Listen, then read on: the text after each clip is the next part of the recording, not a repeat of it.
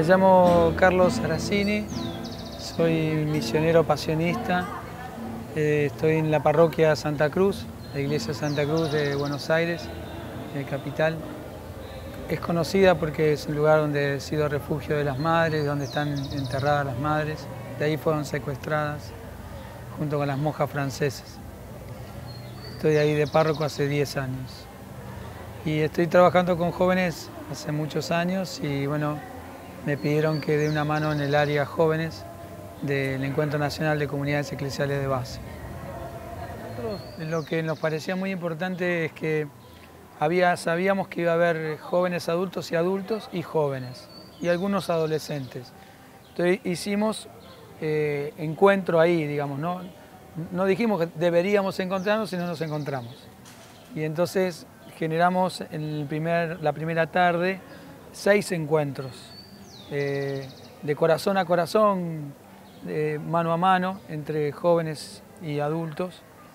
Y los 2 diálogos estaban más enfocados en poder escuchar, que era lo que me apasiona desde la niñez y de la adolescencia y la juventud, tanto el adulto como el joven, lo que nos mueve.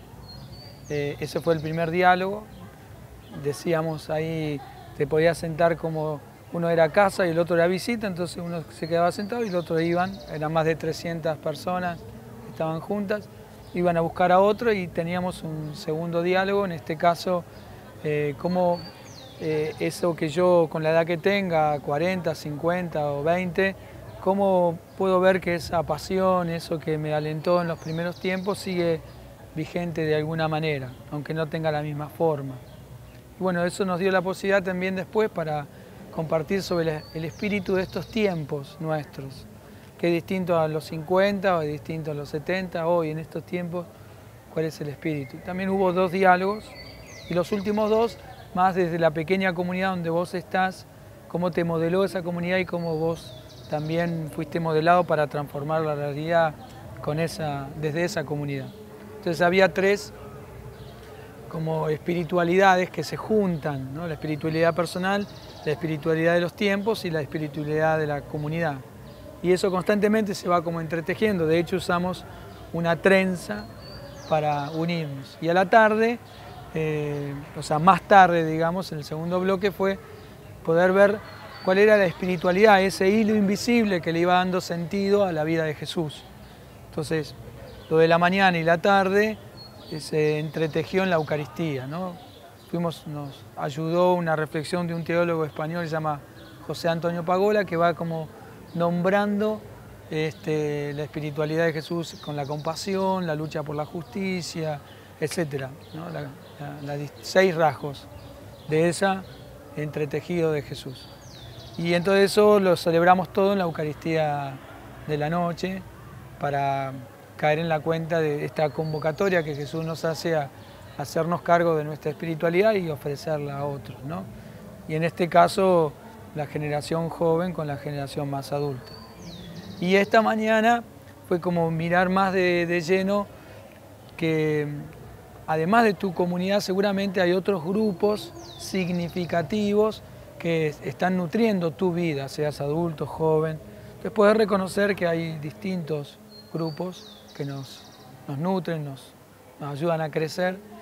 Y en esos grupos, ¿qué hace que sean significativos para mí?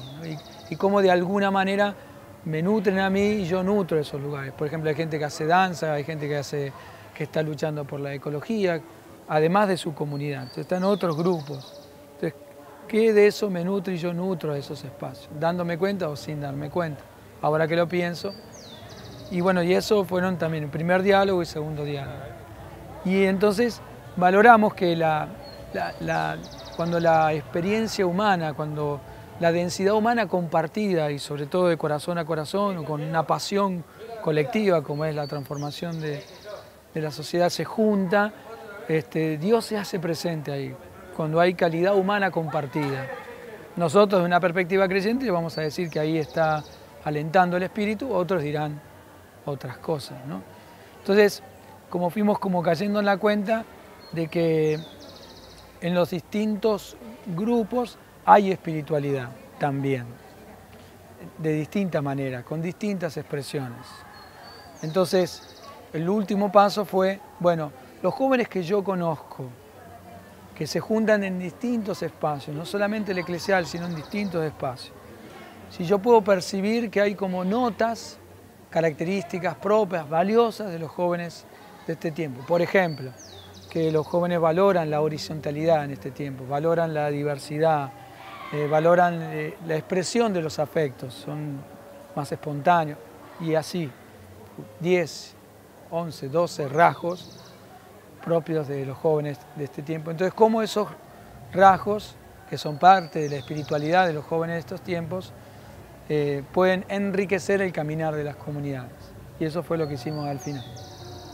A respetar la diversidad. Hay mucho más, si vos lo ponés hace 40 años atrás o 80 años atrás, hay una mayor sensibilidad. Por supuesto que hay mucho por trabajar. Por ejemplo, yo algo que batallo constantemente es esta discriminación porque sos boliviano, porque sos paraguayo, porque sos...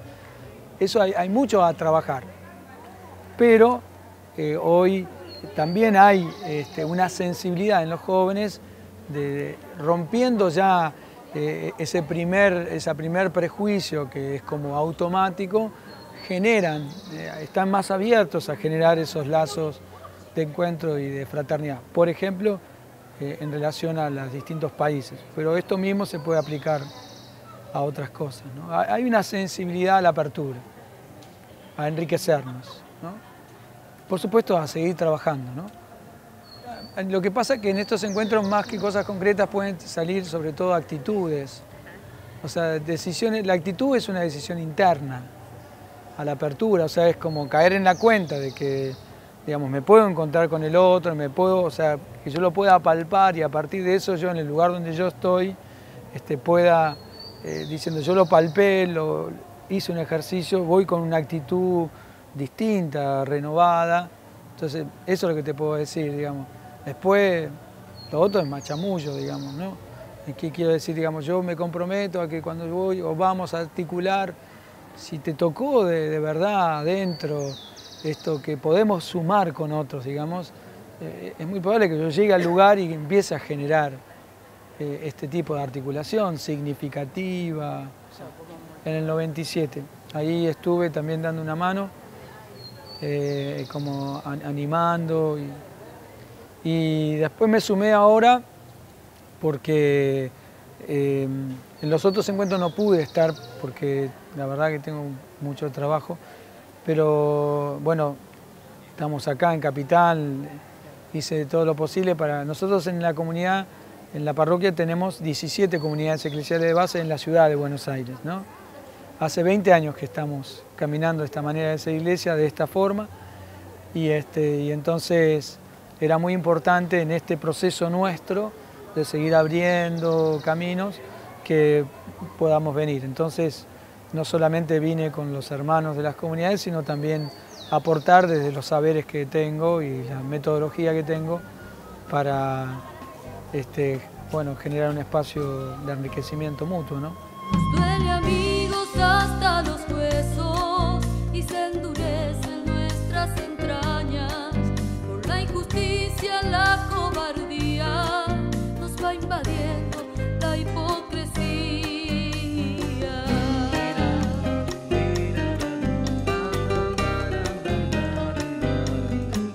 Hay tanta bronca acumulada, tanta traición disimulada.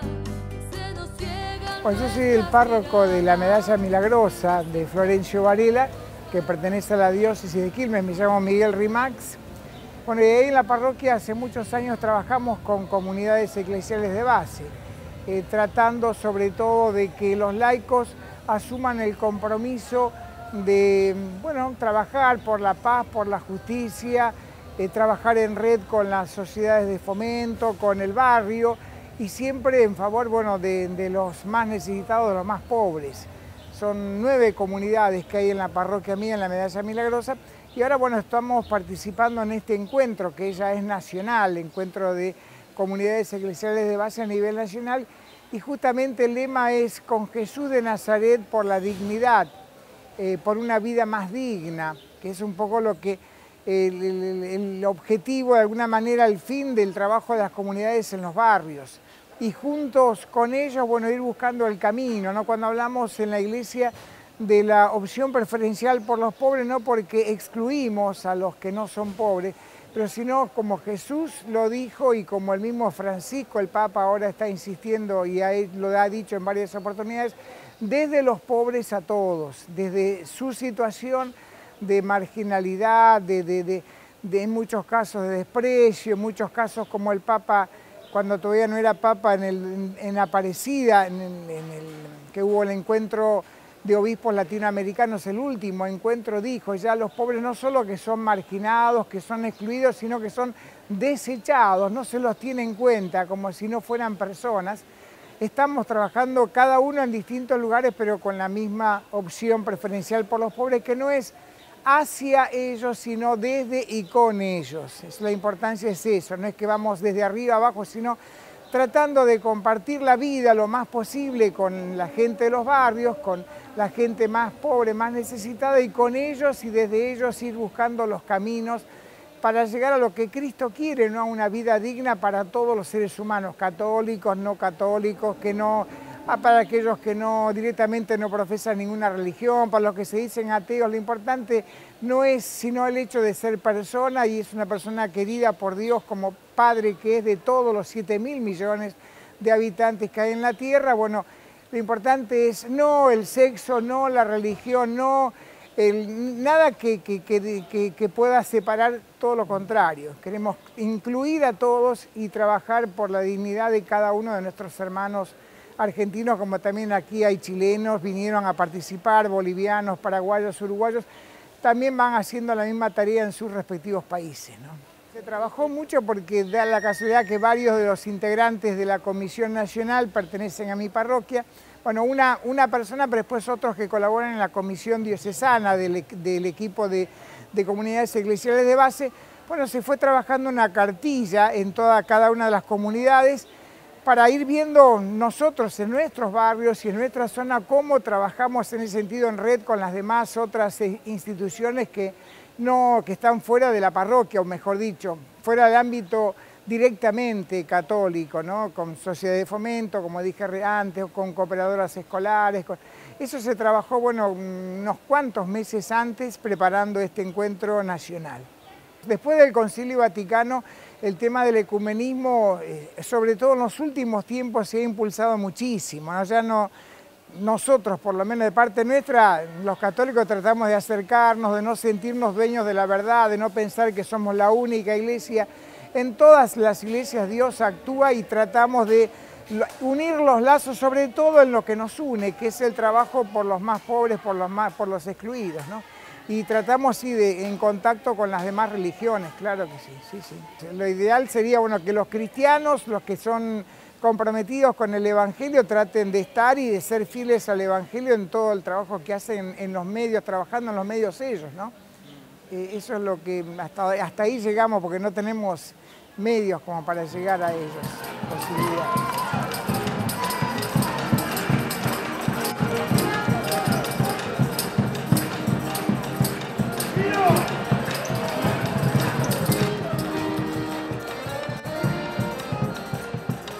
Mi nombre es Juan Ángel Diauseide, soy párroco en Nuestra Señora del Carmen de San Carlos de Bariloche. Y bueno, he formado parte del equipo nacional de comunidades. Actualmente hay otro delegado regional del sur, otro delegado diocesano, pero yo sigo trabajando con el equipo, ahora en la función de secretaría. Y este es el 8º encuentro nacional de comunidades. El primero fue en el año 87 en Santiago del Estero. En aquel primer encuentro, una anécdota, en el momento de la presentación de ofrendas, un matrimonio de Formosa presentó a su hijo Santiago, que estaba cumpliendo 1 año más o menos, y empezó a caminar allí en Santiago. Ellos lo presentaron como ofrenda y dijeron: nuestro hijo empezó a caminar acá en este encuentro. Así las comunidades eclesiales de base han empezado a caminar en la Argentina, y así como nuestro hijo va a seguir caminando durante toda la vida, también las comunidades van a seguir caminando. Y 10 años después, en un encuentro en Formosa, la primera celebración comenzó con una presentación del cirio pascual. Y Santiaguito llevaba el cirio pascual. Lo que habíamos estado allí se nos hizo un nudo en la garganta, porque era todo un símbolo muy hermoso. Aquí es la primera vez que se hace un encuentro en una universidad nacional.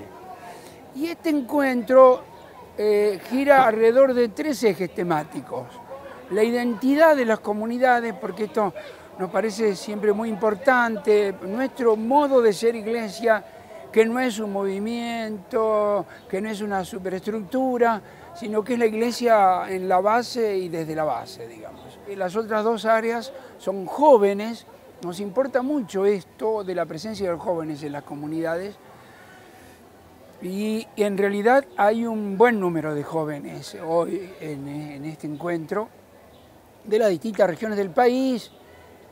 Bueno, son 6 regiones pastorales del país, y además hay representantes de Brasil, Paraguay, Bolivia, Uruguay y Chile. Y el otro eje temático, a mí me parece que la primera vez que lo enfocamos así en un encuentro tan explícitamente, es el de la articulación de las comunidades eclesiales de base con las organizaciones populares, barriales, en fin, buscar el modo de formar redes en las cuales las comunidades no sean el centro, sino que sean parte de una articulación mayor, más extensa, buscando siempre los mismos ideales de verdad, de justicia, de igualdad, de fraternidad.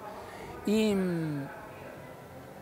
siempre se da una tensión entre la identidad de las comunidades y la integración con otras realidades sociales, porque no se trata de que nosotros vayamos a hacer proselitismo en los otros organismos, pero sí que hagamos una presencia explícitamente cristiana, porque hay otra manera de vivir el cristianismo que no obedece a estructuras piramidales, centralistas, clericales, porque las comunidades eclesiales de base están en íntima relación con el clero, porque forman parte de la iglesia, pero no son clero dependientes, no deberían serlo por lo menos, ¿no?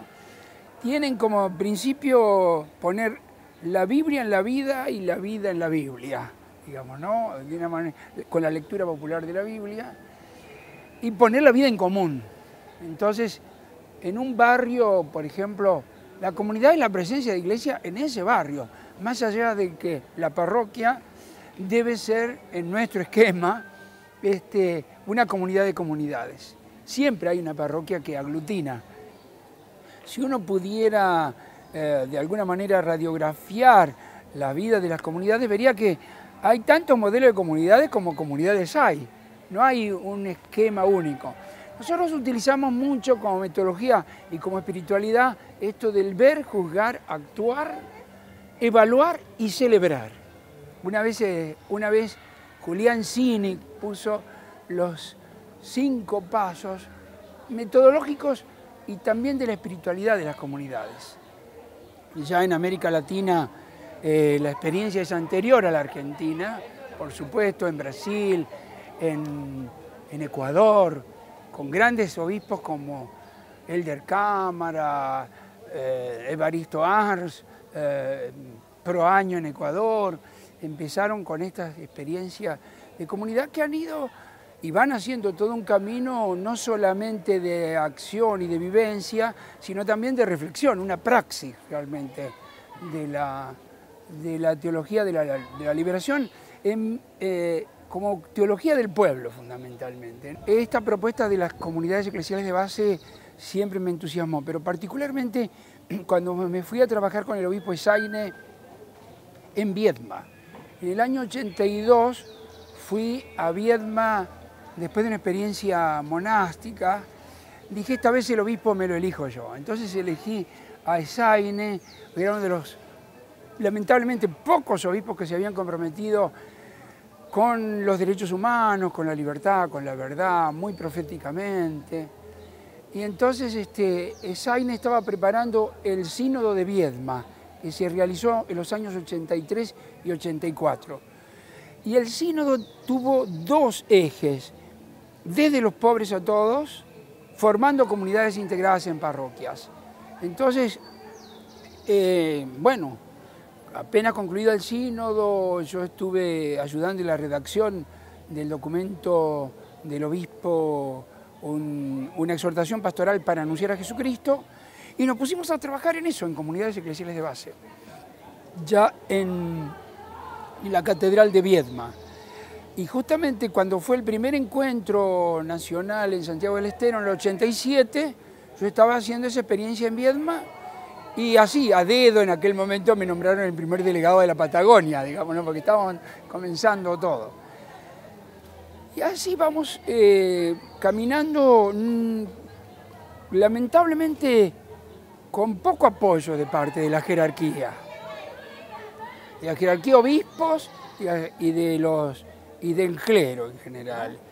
Dijo que distintas maneras de participación del laicado eran los consejos pastorales parroquiales, los movimientos, habló también, y también mencionó a las comunidades, que son un modo distinto de ser iglesia. Pero nosotros pensamos en general en América Latina y en el resto del mundo, pero por ejemplo José Marins, que es un gran animador internacional de comunidades eclesiales de base, pastoralista brasileño, que trabaja en equipo con la hermana Teolí de Trevisan, gran mujer, una pensadora y una luchadora por las comunidades. Ellos están muy entusiasmados con estas aperturas que está haciendo el Papa Francisco. Digamos que él nunca tampoco intervino acá en las comunidades, ni podemos decir que haya adherido a la teología de la liberación, pero está abriendo, sorpresivamente para mí, está abriendo caminos y ventanas y puertas que me parece que van a permitir otro desarrollo de las comunidades. Y quiera Dios que se contagien otros obispos también, no solamente que venga del obispo de Roma.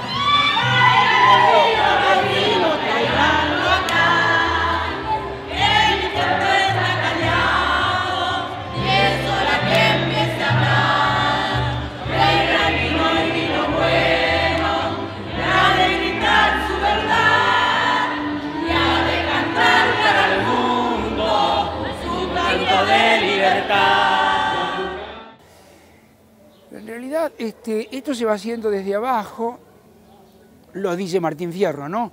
El fuego para quemar tiene que empezar de abajo, tiene que ir siempre por abajo. Del clero joven, porque actualmente las comunidades no forman parte, me parece, de las propuestas pastorales que pueden recibir los seminaristas en su formación. Siempre uno nota una carga de mucha esperanza en la gente que participa de estos encuentros.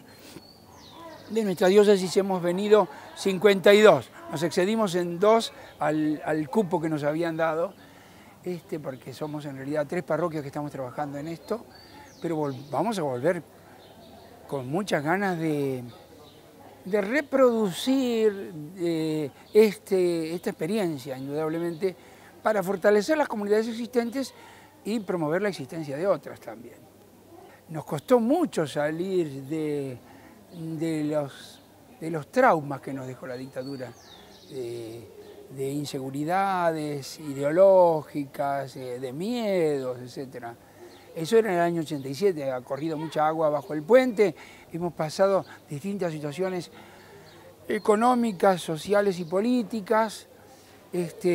Nosotros siempre intentamos que las comunidades, o los miembros de las comunidades, asuman un compromiso social y político, sin tenerle miedo a la política partidaria, pero al mismo tiempo conservando la identidad de las comunidades, que no se comprometen como comunidades en tal determinada ideología o partidismo, lógicamente, porque siempre tienen que ser abiertas a todos, ¿no? A mí me gusta mucho una expresión del sínodo de Viedma, anunciar a Jesucristo desde los pobres a todos. Me gusta más que la opción por los pobres, porque pareciera que el que hace la opción por los pobres no es pobre. En cambio, la línea existencial de Jesucristo, como dice el obispo Esaine, ha sido esa.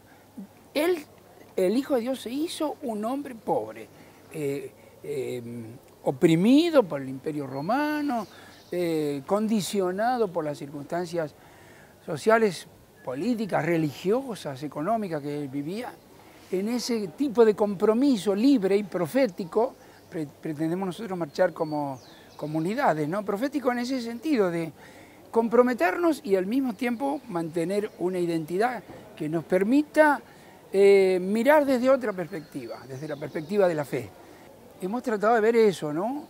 La realidad de los jóvenes, de las comunidades y de la articulación desde la perspectiva de la fe, de nuestra fe cristiana, que no intentamos imponérsela a nadie, pero sí proponerla, porque para nosotros es un modo de vivir, no solamente es un modo de pensar, es un modo de vivir, un compromiso ético. A mí personalmente me gusta mucho esto que decía Díez Alegría, un teólogo español, que entre las distintas religiones antiguas, la religión hebrea se distinguió por ser una religión ética, no solamente una religión cultural, sino fundamentalmente ética. Y nosotros como cristianos somos herederos de esa religión ética. De lo contrario, le hacemos perder su verdadero sentido, quedamos en la vela y el incienso, digamos, ¿no? Es interesante que las bienaventuranzas en el Evangelio de Lucas no empiezan diciendo felices los pobres de espíritu, sino que dice felices ustedes los pobres. Y en esos pobres está implicado el mismo Jesús. Entonces, todo aquello que sea exclusión será antievangélico. Tendremos que buscar los caminos, yo creo, no tengo autoridad dogmática para eso, buscar los caminos para seguir con nuestra identidad cristiana, católica, y al mismo tiempo estar en un diálogo abierto con el mundo. Me parece que en eso estamos coincidiendo con el Papa Francisco, ¿no? En realidad era el camino abierto ya por el Concilio Vaticano II. Si uno analiza, puede ver que en las comunidades hay gente de todas las clases sociales y de todos los niveles culturales también. Si nosotros no tenemos como punto de partida a los pobres, fracasamos como comunidades eclesiales de base.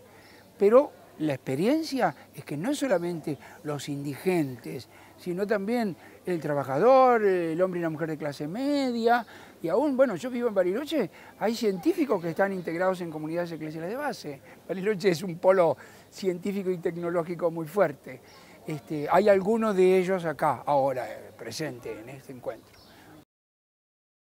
Y yo diría, esto es mío, ¿no? Yo hablaría de una paz dialéctica, ¿no? De ida y de vuelta, para que no se confunda con una paz donde todas las cosas están ya marcadas, cada cual tiene su lugar señalado y no te puedes mover de eso. Entonces nuestras comunidades están o deberían estar siempre en permanente revisión. A mí me sucede como párroco, ¿no? Las comunidades con las que nosotros empezamos hace más de 18 años no son las mismas de ahora, las problemáticas van siendo distintas y las problemáticas sociales se han ido agravando por la violencia, por la droga, por las discriminaciones distintas. Yo trabajo por el consumismo en general. Por el consumismo también, ¿sí? Y una mentalidad individualista contra que nosotros tratamos de actuar creando una cultura del diálogo y de la participación. No es fácil, porque toda la propaganda y los estímulos recibidos van por otro lado, ¿no? Ayer decía una cosa interesante, era ayer, sí, un cura español que ha sido obrero en España y que ahora está trabajando en Viedma, Alfonso, decía, hay que iluminar la utopía popular con la utopía del Evangelio. Me gustó esa síntesis de alguien que ha sido obrero manual, digamos, ¿no?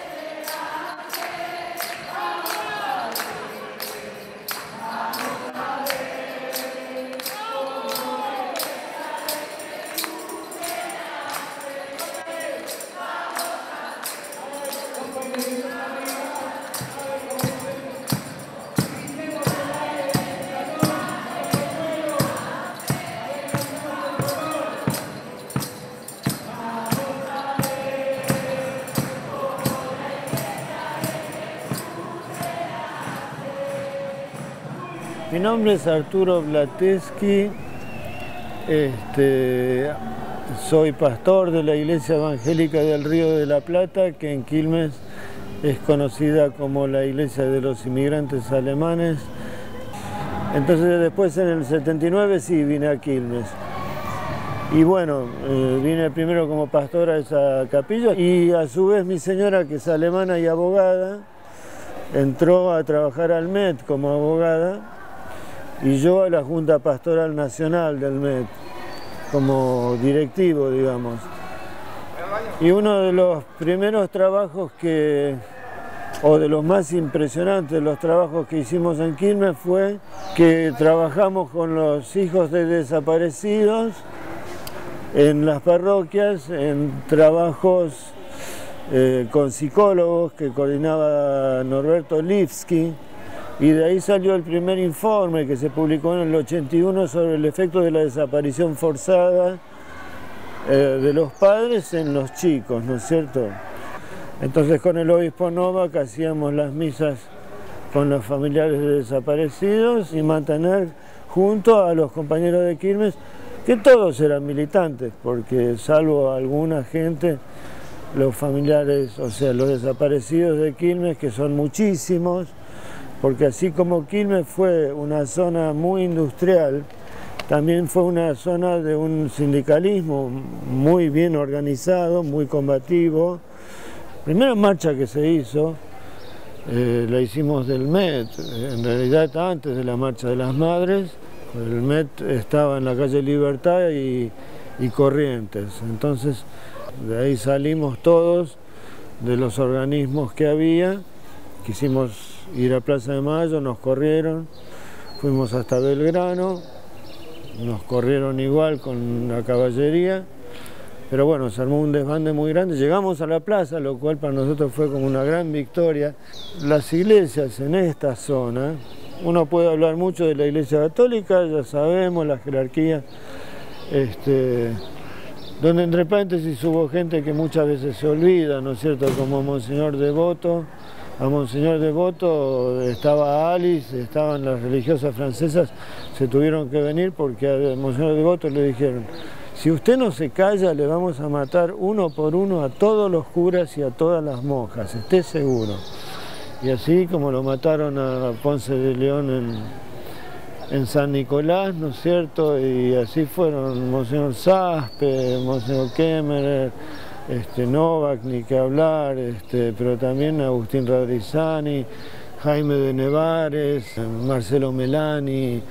El MET fue el primer organismo que quiso sacar una solicitada con los nombres de los primeros 4.500 desaparecidos. Fue la famosa solicitada del 10 de diciembre del 77. Y después de esta experiencia con el obispo, con esta gente que estuvieron hoy, yo no me fui más ni en pedo a la facultad. Yo seguí dando clases en la facultad, pero me quedé en Quilmes, no me podría haber ido. Y en el 99 mi convenio cumple 20 años, entonces tenía que cambiar, porque en realidad tenemos convenios de 6 años nosotros, ya era una barbaridad única que estuviera 20 años. Y estaba por irme a Córdoba, ya había una parroquia que quería que yo vaya y me llama Novak y me dice: ¿vos te vas a ir? En el 99. Entonces, y el presidente de mi iglesia, que era muy amigo de Novak, también un ruso alemán, descendiente de rusos alemanes, y ellos se querían mucho. Él me dice: no, vos no te vas de Quilmes, ¿sí? Así hace 34 años que estamos en Quilmes, tenemos 4 hijos, nacieron todos en Quilmes, estudiaron todos en la 19, estudiaron todos en el Nacional de Quilmes, cuando fue Menem la toma en la Sarita, que la apoyaron los sacerdotes y el MET, hasta que estuvieron 3 meses ahí en un invierno frío con lluvia, en la Sarita donde está el Emporio del Tanque, ¿no es cierto? Hasta que le dieron, se consiguió con el apoyo del obispo y con el apoyo de los sacerdotes y bueno, después con arreglo con la provincia se consiguió el barrio Agustín Ramírez en Varela, ¿no es cierto? Yo creo que el tiempo de Menem fue muy difícil por distintos motivos, porque también afectó, y eso ustedes lo saben, el tiempo de Menem, y no quiero decir nombres, malas palabras, como Aníbal Fernández, Villordo, desarticuló no solamente muchísimo en el municipio, ¿no? Que nosotros soñaríamos poder trabajar mucho más articulados, que creo que con el Barba otra vez podemos.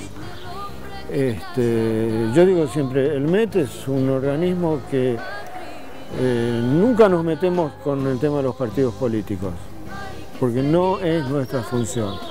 Tenemos una función profética y los compañeros que más cerca tengamos en la política también los vamos a criticar, porque como son compañeros queremos que les salgan muy bien las cosas. Nosotros no tenemos que clericalizar la política, porque es un gran error eso. Por eso los municipios no tienen que pegotearse a las iglesias, tienen que buscar la independencia de las iglesias. Las iglesias tenemos que buscar la independencia, pero sí tenemos que tener muy bien en claro quién es el enemigo y cuál es la función que tenemos para con nuestro pueblo. Todavía hay establecidos patrones, ¿no es cierto?, que vienen del menemismo, que vienen de la economía del menemismo y que tienen mucha plata y que nos van a tirar a Massa encima y a Macri encima, y que bueno, que nosotros desearíamos un gobernador de la provincia de Buenos Aires que realmente se comprometa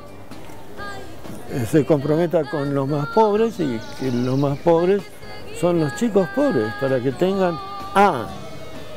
los que están en peligro son los chicos, no la gente porque haya chicos pobres.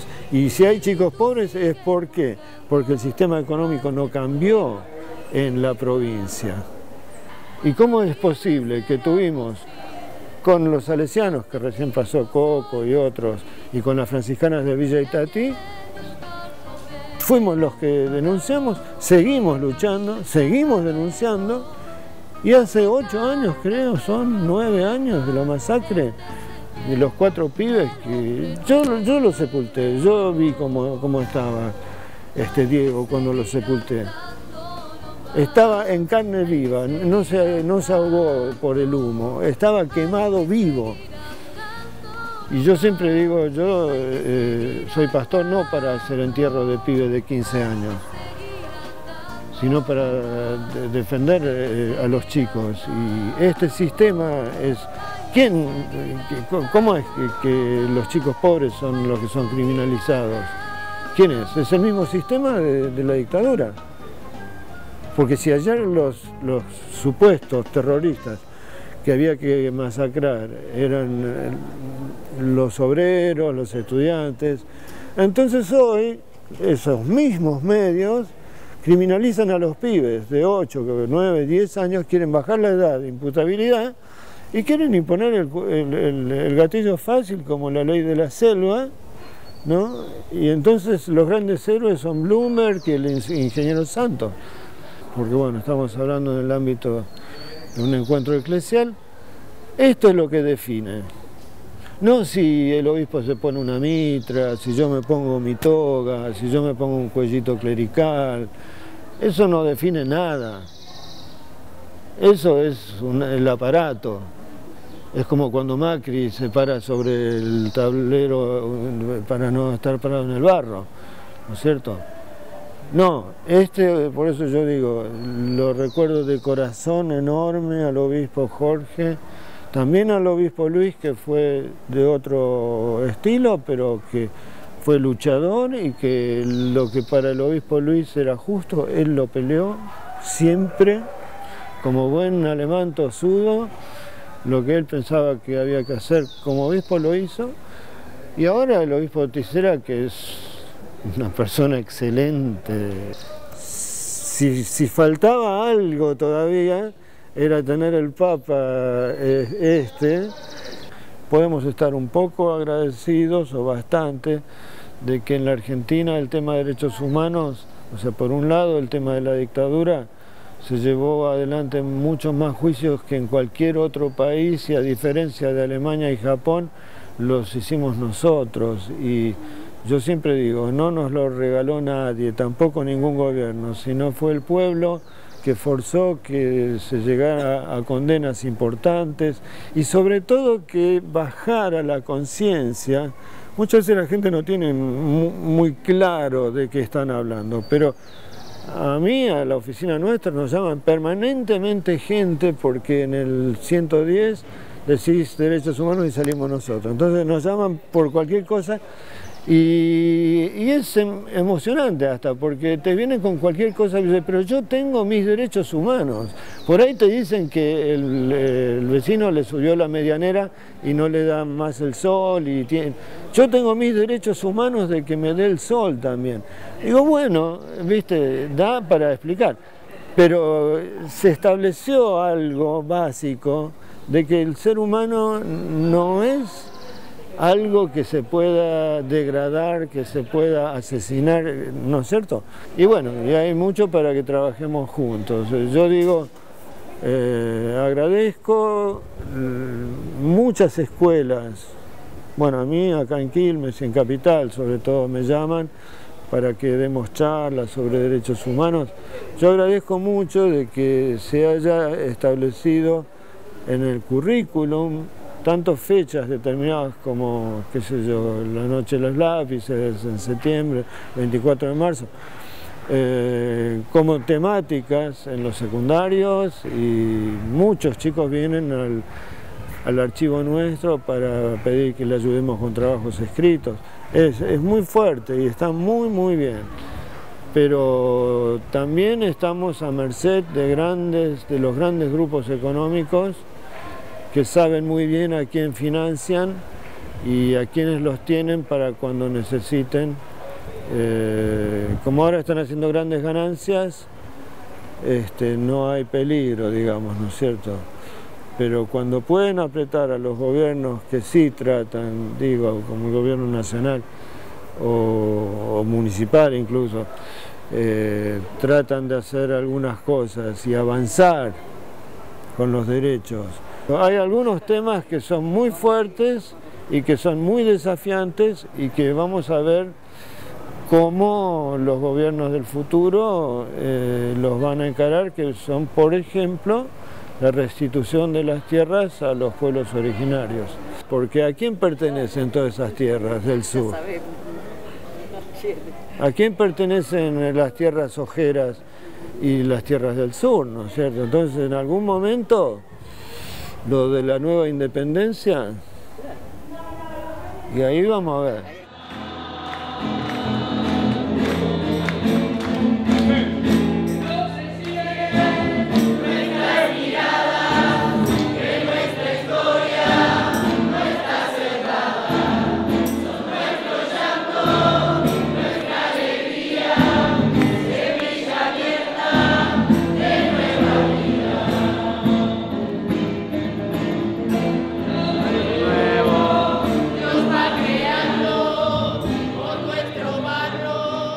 Es decirte, ese himno también une distintas espiritualidades. Lo que yo estaba viviendo en ese momento, que era la muerte de mi hermano, la Pascua de mi hermano, atravesar ese dolor. Desde el 86 en adelante fui a La Rioja y pude cultivarme en la espiritualidad de Angelelli a partir del testimonio oral y de mucha gente que pude conocer en aquellos años. Yo estaba estudiando para cura y fue muy importante. Entonces se une esa espiritualidad y también las cosas que fueron sucediendo en ese momento. Yo en ese momento creía, aposté al modelo de la revolución del trabajo de Menem, y al poco tiempo enseguida vino el punto final, enseguida vino bueno, todo lo que vino. Entonces ya en abril del 90 fue cuando brota la canción, y por eso dice muchos no están, hermano mío, y el corazón siente el vacío. Y después dice, las manos se cierran por la hipocresía, por lo que estaba pasando en ese momento. Entonces se une como el espíritu de ese tiempo, el espíritu de Angelelli y lo que me estaba pasando. Entonces, el Hay que seguir andando de Angelelli siempre me conmovió poder contemplar en él un testigo del Evangelio que en tiempos difíciles tiene capacidad para hacer opciones valientes y poder decir hay que seguir andando, digamos, ¿no? Y que ese hay que seguir andando brota de haber sudado la camiseta, de haberse encontrado con su gente, ¿no? De decirle a estos muchachos de esa historia tan conocida, che, ustedes muchachos vayan, como le dijo a Carlos, yo me quedo, digamos, ¿no? Ponerle el cuerpo cuando asesinaron a Gabriel y a Carlos, a Wenceslao, estar ahí, recoger los papeles, los testimonios. O sea, es un testigo vital para mi vida y para muchos, Enrique. Entonces hay que seguir andando a 37 años y que hoy haya un juicio oral, que la justicia haya dicho, es verdad, lo asesinaron, algo que sabíamos a las pocas horas. Entonces que esa sangre derramada sigue viva, digamos, sigue nutriendo la vida de un pueblo riojano, del pueblo latinoamericano, de la iglesia, ¿no? O sea, su vida seguramente estará nutriendo la vida de Francisco. Entonces celebro que haya un himno que avive, que agite la memoria de Angelelli. Lo celebro de todo corazón, me conmueve que esto suceda y me conmueve también saber que en muchos lugares, para mucha gente es un volver a empezar, digamos, ¿no? De seguir luchando, seguir entretejiéndonos. También en casa empezamos a hacer firmas porque Antonio Pujané le escribió a Francisco el Papa pidiendo la canonización del Pelado y también de Carlos Bustos y de Carlos Dios Murias, y estamos ahí firmando que la Iglesia oficialmente diga esta persona realmente es un mártir de la fe. Es muy importante, ¿no? Es muy importante. Yo en nombre de esta iglesia de Quilmes les agradezco que hayan llegado hasta acá porque han hecho un gran trabajo con todo cariño, con todo el corazón. Gracias.